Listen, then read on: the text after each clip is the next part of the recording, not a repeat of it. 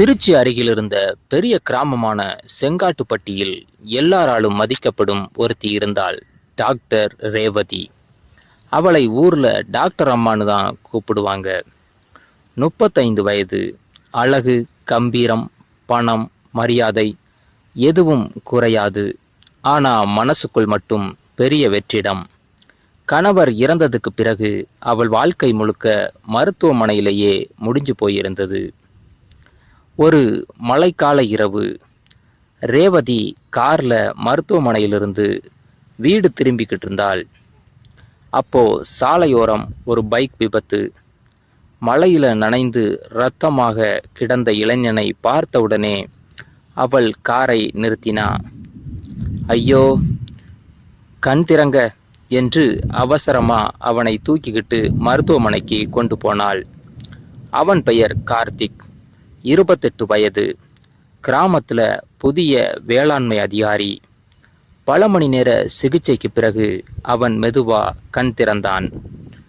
நீங்க யார் என்று மெல்லிந்த குரலில் கேட்டான். உங்க உயிரை காப்பாத்திய டாக்டர் என்று சிரிச்சாள் ரேவதி. அந்த சிரிப்பே கார்த்திக்கு வேற மாதிரி அமைதியை கொடுத்தது.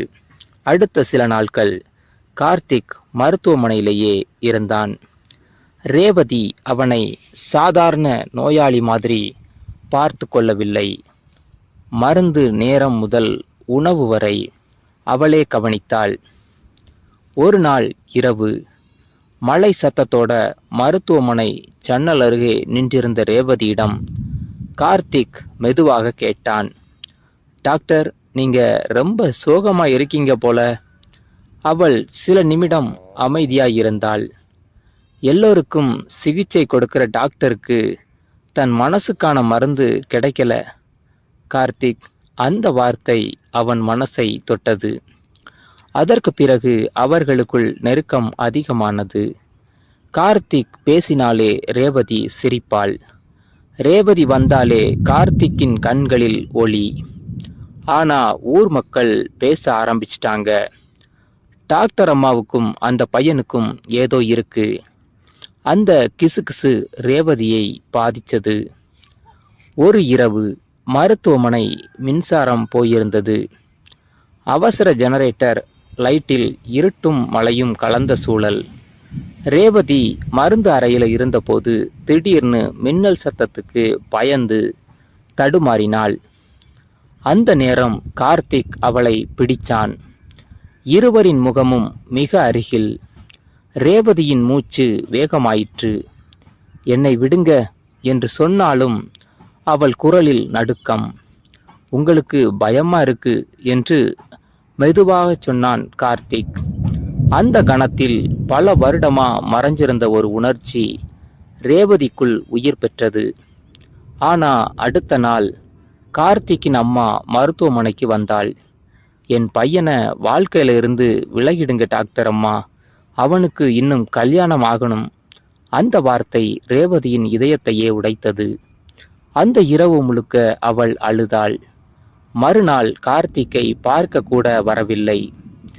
ஆனா கார்த்திக் ஒரு முடிவோட அவள் வீட்டுக்கே வந்தான். நான் உங்களை காதலிக்கிறேன் டாக்டர்.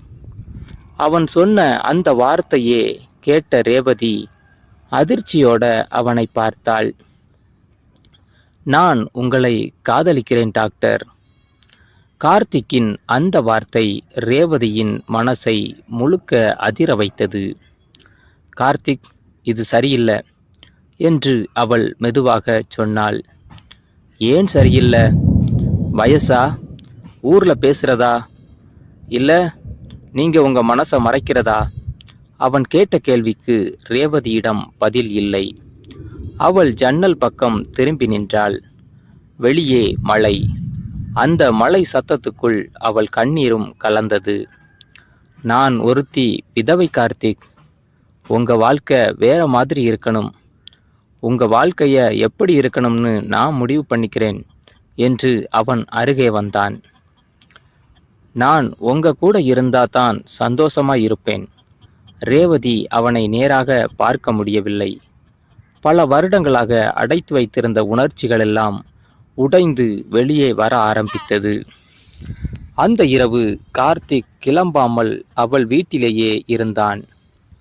மழை காரணமாக மின்சாரம் மீண்டும் போயிருந்தது. மெழுகுவர்த்தி வெளிச்சத்தில் ரேவதி சமையலறையில் காபி தயாரித்துக் கொண்டிருந்தாள். அவள் சிவப்பு சேலையிலும் நனைந்த முடியிலும் இன்னும் அழகாக தெரிந்தாள். கார்த்திக் அவளை பார்த்து கொண்டே இருந்தான். என்ன அப்படி பார்க்குறீங்க என்று அவள் வெட்கத்தோடு கேட்டாள். இவ்வளவு நாள் எல்லோருக்கும் உயிர் கொடுத்த டாக்டர் தன்னோட மனசை மட்டும் தனியா வச்சிருந்தாங்க. அந்த வார்த்தையை கேட்டவுடன் ரேவதி கண்களை மூடிக்கொண்டாள்.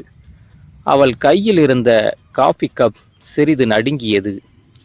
கார்த்திக் மெதுவாக அந்த கப்பை வாங்கி மேசையில் வைத்தான். பிறகு அவளது கைகளை பிடித்தான். இனிமேல் நீங்க தனியா இருக்க வேண்டியதில்லை. ரேவதியின் கண்களில் கண்ணீர் வழிந்தது. என்ன இவ்வளவு காதலிக்கிறீங்களா கார்த்திக்? நான் மீண்டும் உடைஞ்சு போயிட்டா தாங்கிக்க முடியாது. நீங்க உடையவே நான் விடமாட்டேன். அந்த வார்த்தை அவளுக்கு பாதுகாப்பாக உணர வைத்தது. மழை சத்தம் அதிகரித்தது. மெழுகுவர்த்தி ஒளியில் இருவரின் முகமும் நெருங்கியது. பல வருடங்களாக காதலுக்காக ஏங்கிய ரேவதி முதல் முறையாக கார்த்திக்கின் தோளில் சாய்ந்தாள். அந்த இரவு அவர்களுக்குள் ஒரு புதிய வாழ்க்கை ஆரம்பமானது. ஆனா அடுத்த நாள் காலை முழு ஊருக்கும் இந்த விஷயம் தெரிந்துவிட்டது. மருத்துவமனை முன்பு மக்கள் கிசுகிசுக்க ஆரம்பித்தார்கள். விதவை டாக்டர் இளைய பையனை கூட. அந்த பேச்சு ரேவதியை மீண்டும் உடைத்தது. அவள் கார்த்திக்கிடம் சொன்னாள், நம்ம காதலால உங்க வாழ்க்கை கெடக்கூடாது. நீங்க என்னை மறந்துடுங்க. அதை கேட்ட கார்த்திக் கோபமாயிட்டான். அவன் நேராக மருத்துவமனை வாசலுக்கு வெளியே சென்றான். அங்கிருந்த ஊர் மக்களை பார்த்து சொன்னான், ஒருத்தி தனியா வாழ்ந்தா அவளுக்கு காதல் வரக்கூடாதா? அவங்க டாக்டர் என்பதால மனசு இருக்கக்கூடாதா? அங்க இருந்த எல்லாரும் அமைதியாக நின்றார்கள். நான் ரேவதிய கல்யாணம் பண்ணிக்க போறேன். அந்த வார்த்தையை கேட்ட ரேவதி அதிர்ச்சியால் அவனை பார்த்தாள். சில நாட்களுக்கு பிறகு அதே மருத்துவமனையில் எல்லோரின் முன்னாடியும் கார்த்திக் ரேவதியின் கழுத்தில் தாலி கட்டினான். கண்ணீரோடு சிரித்த ரேவதி பல வருடங்களுக்கு பிறகு முதல் முறையாக மன நிம்மதியோடு கண்களை மூடினாள். இந்த ஸ்டோரி உங்களுக்கு பிடிச்சிருந்தா லைக் பண்ணுங்க, கமெண்ட் பண்ணுங்க. நம்ம சேனலை மறக்காம சப்ஸ்கிரைப் பண்ணுங்க.